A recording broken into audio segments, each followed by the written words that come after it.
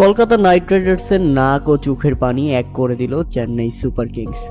নিজেরা বাদ পড়েছে কলকাতা নাইট রাইডার্সকে নিয়েও এবার ডুবে গেল চেন্নাই সুপার কিংস।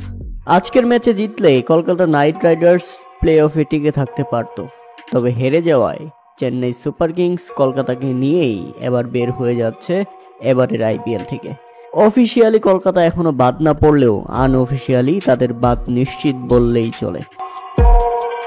উল্লেখ্য, প্রথমে ব্যাটিং করতে নেমে নির্ধারিত 20 ওভারে 6 উইকেট হারিয়ে 179 রান করতে পারে কলকাতা নাইট রাইডার্স।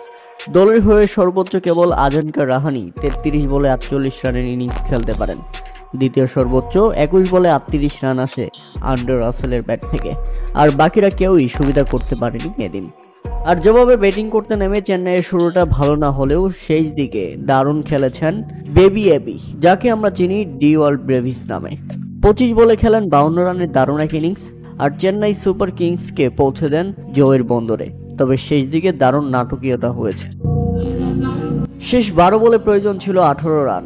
উইকেটে মহেন্দ্র সিং ধোনি এবং শিবম দুবের মতো সেট ব্যাটসম্যান। কলকাতা নাইট রাইডার্সের মাথায় চিন্তার ভাঁজ, কেননা আজকের ম্যাচটা তাদের জিতা চাই। কিন্তু শেষ রক্ষা হলো না কলকাতা নাইট রাইডার্সের। 19তম ওভারের তৃতীয় বলে দারুণ একটি ছক্কা মেরে মুহূর্তেই ম্যাচের রূপ পাল্টে দেয়। তাতে শেষ 9 বলে প্রয়োজন ছিল 10 রান। পরের বলেই অবশ্য আউট হয়েছেন শিবম দুবে। আবারও আশা ফিরে কলকাতা নাইট রাইডার্সের।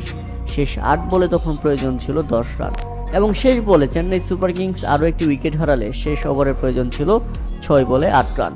স্ট্রাইক প্রান্তে MS ধোনি। মহেন্দ্র সিং ধোনি স্ট্রাইক পেয়েই দিলেন উস্তাদের মার।